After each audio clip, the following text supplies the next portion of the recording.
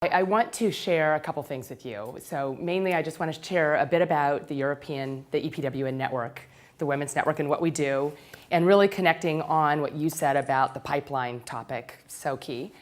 And then I also want to actually give you a couple of action points to go away with and some things that I've put into practice as the leader of EPWN network. And thank you, Sue, for giving me the okay to use the word I. Okay, thanks. Okay, so you can see here, here's where we are. We're a network that is reaching east and west.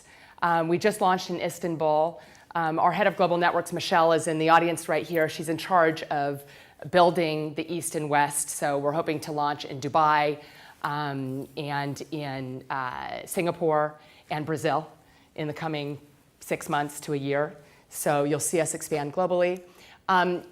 Here's what we're about. This is, to me, the thing that just inspires me and gives me passion. Our members, we're nearly 3,000 members, 22 cities and 17 countries, as Annalisa said. We have 600 daily events throughout the year. So 600 events that we're hosting and throwing on different topics around women's leadership. Many, I'd say probably 30% of our events have men as speakers on panels, or we include our corporate partners. We have 4 key initiatives, plus many others. We have our executive programs, which includes women on boards. We have Engaging Men, and Rob Baker's here from Mercer. He's a senior partner at Mercer. He's leading that for us at the federation level. We have Going Global, and then we have our mentoring programs. So 200 plus mentoring meetings in a given year, 200 plus mentoring meetings. It costs 100 to 150 euros to join for a year. So as our members have pointed out to me, they're like, okay, I go to one meeting and I spend time with a mentor or a great coach or a sponsor or a potential sponsor or a mentor. I saved 300 euros just by joining. That's what people are always amazed. And I'm always thinking, God, maybe we should increase the price to 400 or 500, but we're not. Okay, so we have 200 plus mentoring meetings throughout the year. We have 13,000 people go to our events last year. 13,000, that's how active our events are, you guys. And this is the best news. This is the most awesome thing. We have 1.5 people on the team. You're like, okay, how do you do this?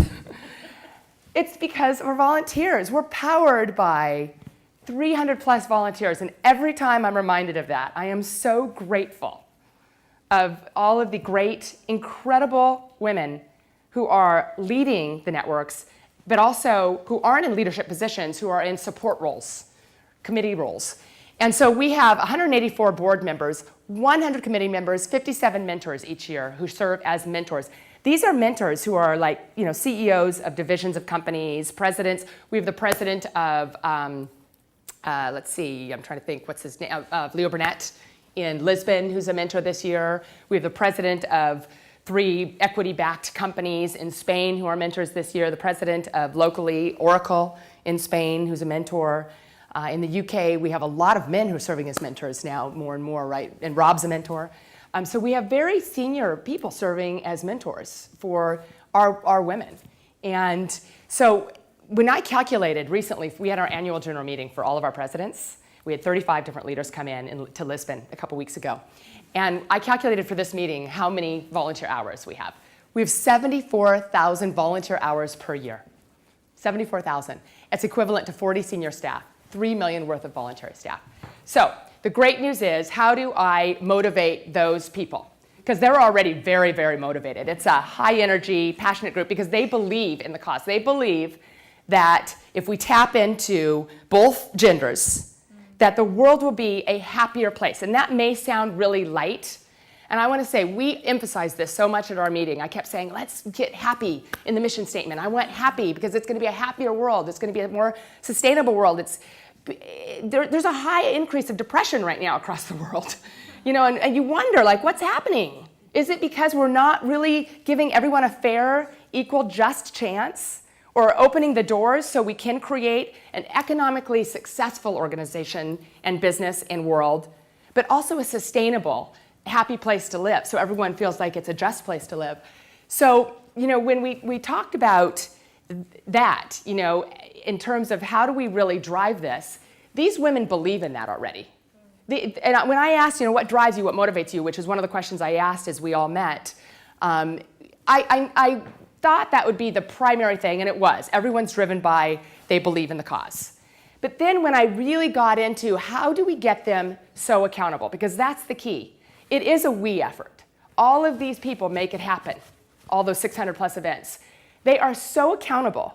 And I kept wondering, why are they so accountable? What makes them so accountable? And then I compared a graph of engagement across companies in Europe and the United States and Asia. Well, the engagement for employees, you know this, Sue, is so low. It's lower in Europe than it is in the United States right now. It's like 10 points lower. It's like under 50% in terms of how employees are engaged. And I'm thinking, wow, these are volunteers with full-time jobs. And they're engaged in this. I think we have something to share with corporate organizations. And that's one of our messages when we get corporate partners, is let us share our best practices and how we get them engaged and how we really tap into this collaborative intelligence. So what we do is we are a federation, so we're a board of 10. We create big ideas that we garner and gather from everyone, so it's very inclusive. By the way, our leaders that you just saw, it includes 22 different nationalities. So we are super diverse. That opportunity to work across a woman from Jordan, from some Asia, from Africa, from wherever they are, we have that opportunity to actually practice this day to day through our leadership roles. So volunteerism builds a really good global mindset. And that's another one of our messages to corporations. Volunteerism really builds that great global mindset. So that's one of the things we do. We create the big ideas, and we have these annual general conferences to talk about this and get input.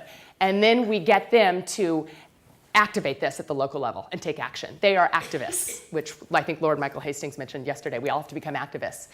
So the other thing we talked about is, what really motivates you? What really motivates you beyond just passion for the cause?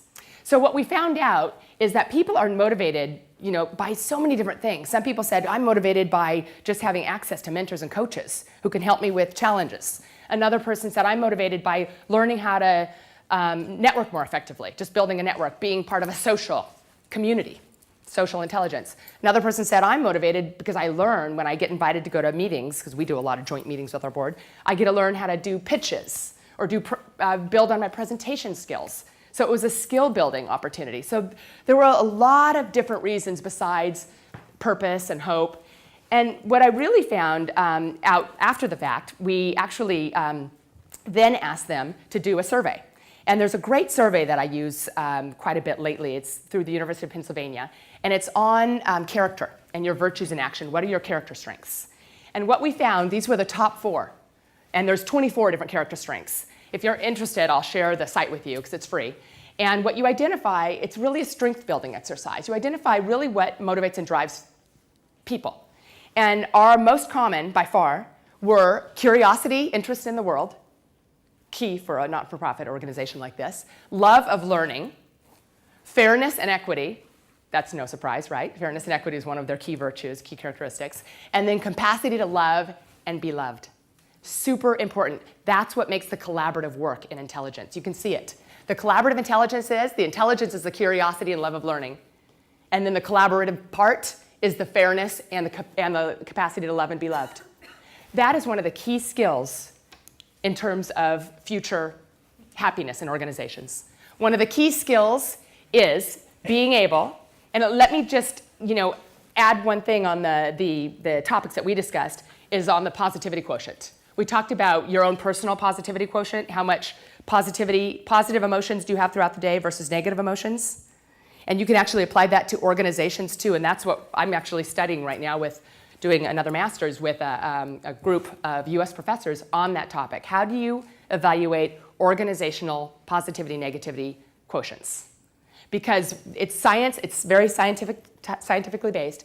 They have looked at how at the cellular level, if you have more positive emotions throughout the day, you could do this yourself at the end of the day. Identify when you had positive emotions, when you had negative emotions, when you go to sleep. But only write down the 3 positive emotions that you had. You will wake up happier, I assure you, try it. But what we've identified, or what they've identified, is that at the cellular level, it creates, when you have more negative emotions that you focus on throughout the day, you walk around throughout the day like this. I only see you. When you have positivity emotions that you focus on, your blinders or binders go like this. So it broadens your view, it broadens your acceptance of diversity, it broadens your creativity, openness, resilience, which is key. Resilience is key for so many reasons, for business, for health, for personal happiness and success. So I'm going to close here, and I want to say that I think that the key to inspiring, people and what I like to focus on as a leader is really identifying what is it about you as an individual, not just to assume that, in my case with the organization, that everybody's just in it for the cause, for the purpose. Yes, that's one element, but what's the other single element that really drives them?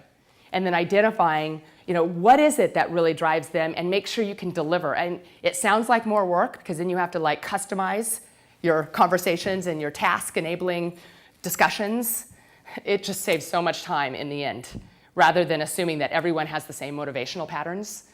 So really identify your team's individual motivational patterns, and then deliver against it.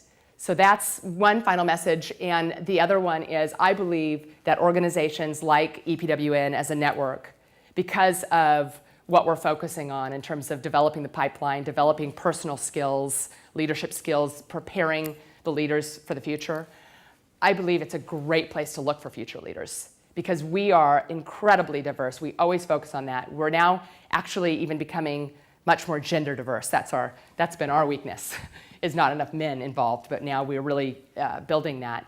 And I was just telling Scott that we are actually working with an agency who's helping us do just that, to figure out how do we really get men involved in this topic and get them engaged. And we have a lot of insights on that, but I'm not here to talk about that, but I have a lot of comments on it. So the leader of the future is basically a leader who can adapt, create, and build opportunities and hopes through people different than themselves. So people different than themselves. I think that sort of sums it up. So it was quick. Thank you for listening, and we'll be in touch during the break.